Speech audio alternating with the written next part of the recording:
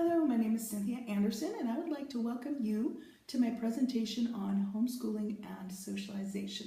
By the time I have finished my presentation, I hope that you have enough information to decide whether you would like to homeschool your child or perhaps keep them in a traditional school setting. To quote Miss Samantha Labita in a 2007 publication, I would like you to go to your local junior high, middle school, or high school and tell me which behavior you would like my son to emulate. As a mom of 3 boys, I wholeheartedly agree with Miss Labita. Traditional school settings today are not what they used to be.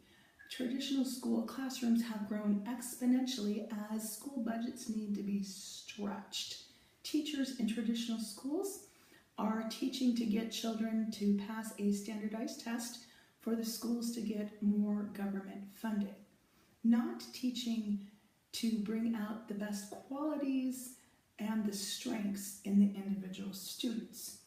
Children in traditional schools today, because of those classrooms, sizes are oftentimes exposed to things they should never be exposed to at such a young, impressionable age. This causes problems for them that may be lifelong, as well as problems for their family and problems for society around them. Research suggests that homeschool children, are able to be successfully socialized because they learn with a more diverse group of people. And because homeschool families have more of a controlling influence of the social factors that are in a homeschool child's life. Now, to quote Romanowski from a 2006 publication, homeschool children learn with a diverse group of people.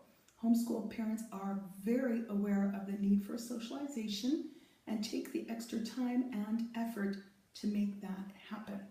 Now, how do they do that? Well, they get their children out into society. Their children volunteer for things such as working with old people at an old folks home, at a geriatric home. They work in churches, working in the nurseries, helping set up for funerals, serve meals after the funeral. They work at local soup kitchens or homeless shelters, and they are involved with people of different socioeconomic groups as well as different age brackets, oftentimes that traditional school children do not have the time opportunity to experience these things. Now, homeschool children also take community classes. In these community classes, they can be taking things such as instruments, pottery throwing, painting, and you're going to have other people that are from preschool age all the way up to that 88-year-old woman that decided, you know what? I'm going to learn to throw a pot even if I am 88 years old.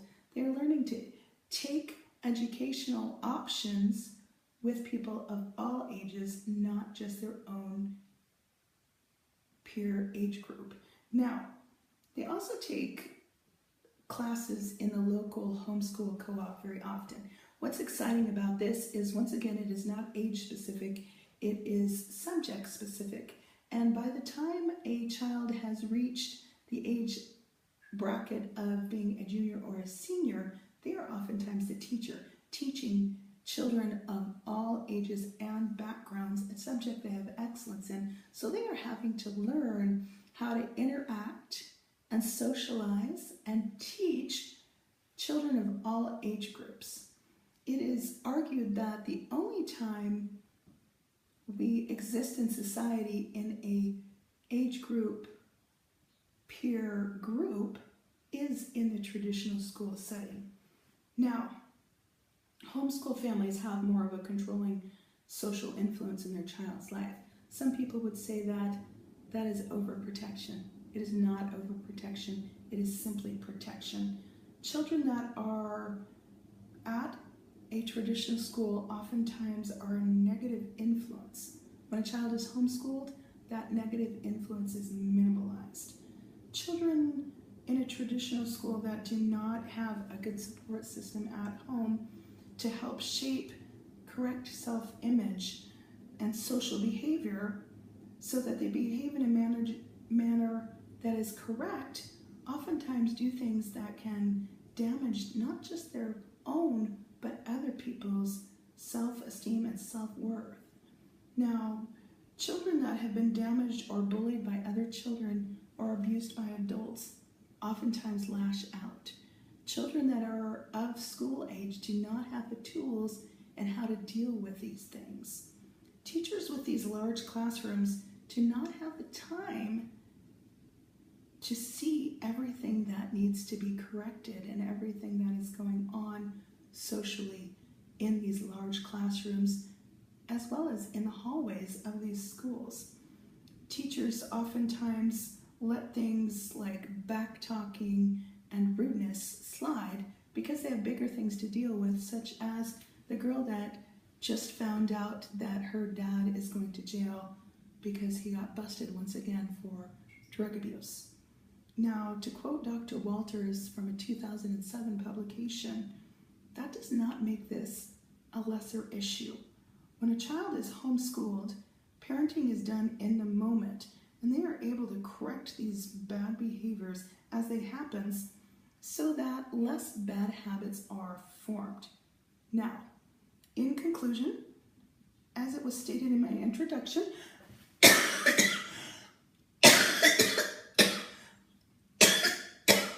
research suggests that homeschool children are able to be successfully socialized because they learn with a more diverse group of people, as well as the homeschool families have more of a controlling factor in the social factors of the homeschool child's life.